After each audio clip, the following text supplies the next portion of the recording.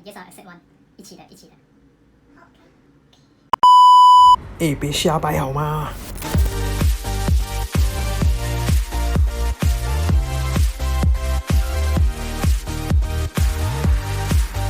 ？Hello guys， 大家好，好犀利，大家好，我是沙基啦，欢迎收看不废话点评第2集哦。For English speaking friends, click on CC button below for the English subtitle specially made for you。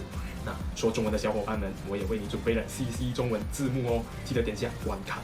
看到最后，老爷们还可以决定下次开箱的顺序哦。那少说废话 ，Let's go。今天我们请到了 Asmos 所推出斯巴达的儿子 Devil May Cry 5中的但丁和我们一起玩沙。那还是老样子，马上跳到快评以购买建议吧。我呢给他打了8分哈，大家可以在这里暂停一下，看看缺点和优点。3、2、1，长话短说，只要你是但丁粉或 DMC 粉丝的，别等了，快购入！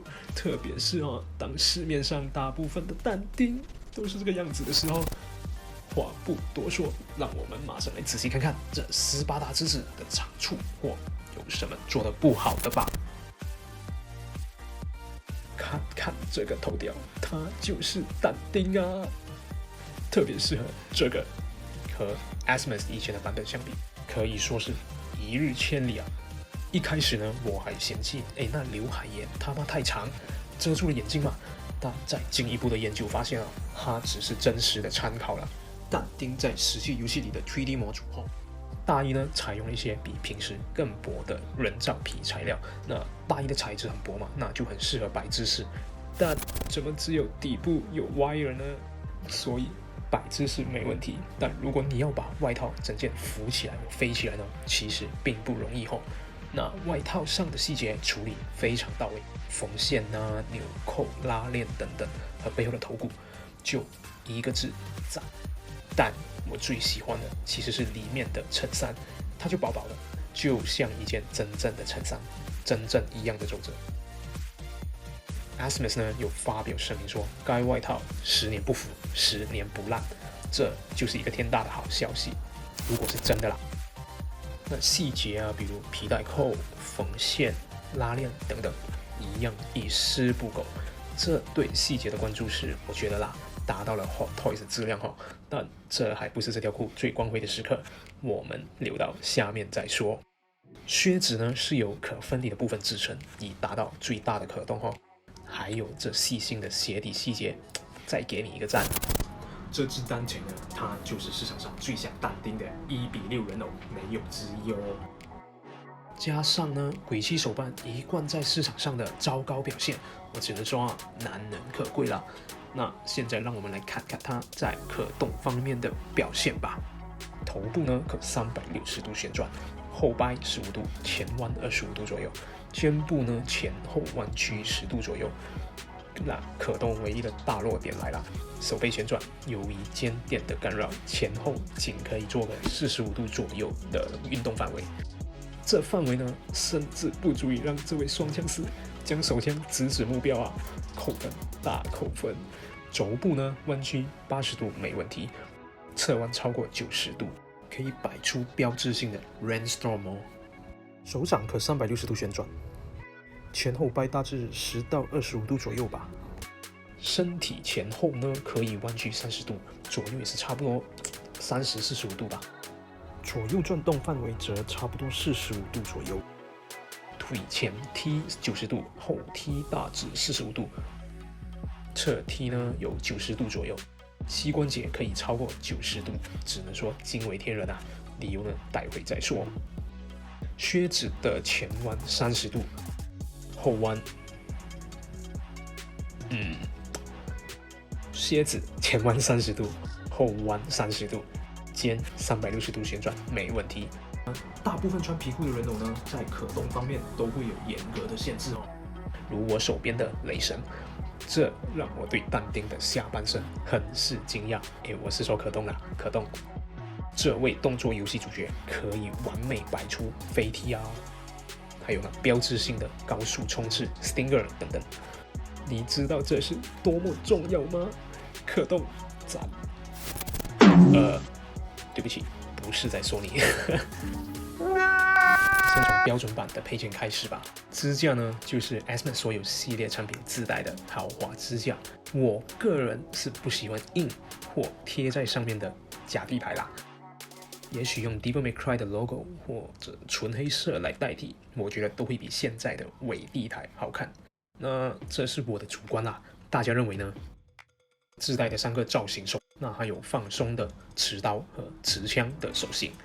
虽然比起 Hot Toys 的手型还是缺了点细节，有点肉，可是比起外面书体自带的那些油腻腻的塑料手，不可同日而言哦。那加上 Assman 细心的在关节上涂上了一些许灰色，以减少关节的观感问题，你的用心我看得到，加分。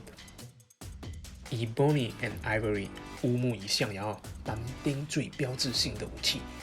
尼尔的图片有点像素化了，可是在这么小的比例下，看起来还是不错的。话说呢，我还以为乌木与象牙就是换色的一把枪 ，no。从这呢可以看到他们的瞄准系统是不同的。Ivory 呢是以近距离快速射击为目的 ，Ebony 则是以远距离射击为目的而造。感谢我手上这2把小手枪，长知识啦。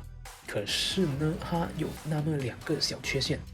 一个是呢 ，Ebony 枪体上的钢琴音符被消失了，这让我不得不猜测为什么啊？因为它在象牙上不只是上色，还用雕刻做了出来啊。第2呢，就是错字 Wax。是的，我知道，从第1部鬼泣到鬼泣4，这一直都是一个彩蛋。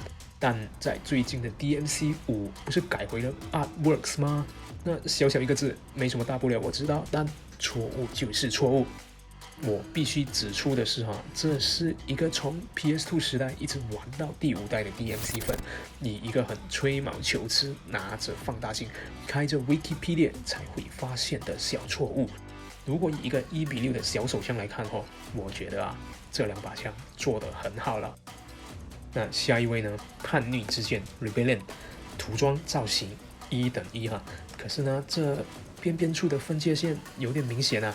那骷髅头呢，细节很到位，后面那个从眼窝长角的奇葩也是尖尖的加上握把这里的尖刺位，大家千万要小心啊！我的大拇指因为它们都见红了好几次。这不禁让我很疑惑，为什么刀尖处你可以做的这么肉这么钝啊？加上剑身这里有些许分膜的痕迹，小扣分啦。最大的缺陷来咯，磁铁，他妈无法把叛逆之剑好好的扣在但丁的背上啊！而且因为磁铁的摆放方位错误嘛，使得应该这样摆的叛逆之剑，却要让有角那一面一定要向内摆，刺着但丁，情何以堪啊！幸运的是，有一个非常简单的解决方法，只要买2块磁铁，把1块放在肩胛里面另外1块放在上面，完美。不过呢，不管有没有磁铁，它们都只能挂在上面，稍微一碰就会掉落。我觉得重大产品缺陷，这是大扣分啦。那下一个是妖刀 Dante， 魔爪和红宝石都做得很好但我觉得刀身的内容颜质感缺了那么点细节，现在看起来蛮肉的，不像粗糙的熔岩。只能说不过不失吧。那到了豪华版的附加配件那让我们从斯巴达魔剑开始看吧。雕刻的很到位从造型上看，与游戏中的模型找不到任何区别，水晶骨头都很完美的重现了。但是这里的皮不应该是灰色的吗？为什么涂成像周围红色的纹路一样啊？不是啊，而且很重，比一般的小刀还重。然后对，如你所猜测，不举即使是斯巴达之子也无法抵御重量的影响那只能这样靠着肩膀啦。但好歹我现在有了这2把奇珍异兽、充满奇幻味道的小刀啦。那接下来呢，是巴洛克的盔甲，同样细节相当好，但涂装呢，我觉得就还好啦，没之前那么糟糕。有机部分的色彩过于饱和，比如那双黄色的眼睛，对比度有点太强啦，在某些角度看起来有点很卡通。肩甲呢是磁铁装卸的便宜安装，由于不可分割的设计，靴子的活动范围近乎全无。还有请注意，如果不小心把脚架的脚关节拖了出来，不用担心，恭喜你，这样你就可以更顺畅的滑进去咯。我本身是觉得这才是正确的装卸方法啦。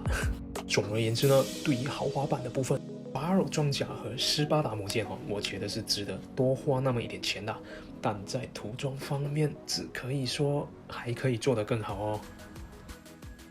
那结论和购买建议，先说说缺点吧。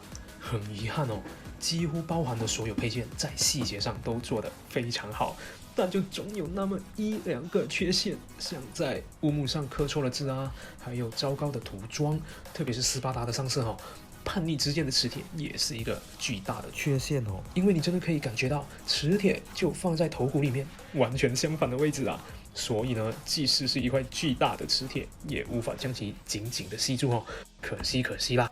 第二呢，手背可动的缺乏像之前的尼禄大多有肩膊外套的玩偶，手腕的旋转关节都会被限制但是看着一个双枪士不能拿着手枪对着前方，蛮难过的，还我升龙拳啊！那优点方面呢，我想说这是市面上最像但丁本人的人物了，没有之一脸型很到位，特别是那张狂妄的笑容，神还原啊！这对我这样的 DMC 粉丝来说就是美梦成真。如果不是这张脸，以 Pop Toys 的服装细节以坚固可动的那造诣，不是你，这但丁最多就值6分。购买建议呢，现在是2020年10月13号，在这已经可以稍微看到起价的迹象了。如果你是 DMC 的粉丝，现在就去买，马上现在，原因无那张脸值啦。但如果你认为需要付出额外的努力，也许30分钟的努力吧，来解决一些小问题，如磁铁这些的，对于一个售价超过$200的玩具来说就是不可理喻，那你就要三思啦。今天的少废话点评就到这里啦。首先还是要感谢观众老爷们的反馈凭着在第1集点评中你们的留言，我在这一集中就对演示方法与流程做了一些改变那如果再有任何的问题或建议，就在评论中告诉我们吧，我们会尽最大的努力去回答并改进它。我是杀鸡，非常感谢你的观看，我们下期再见啦。对了，记得让我知道你们想在下期看哪一支的开箱现在有这几支，记得在评论区让我知道。感谢大家，真的拜咯，拜。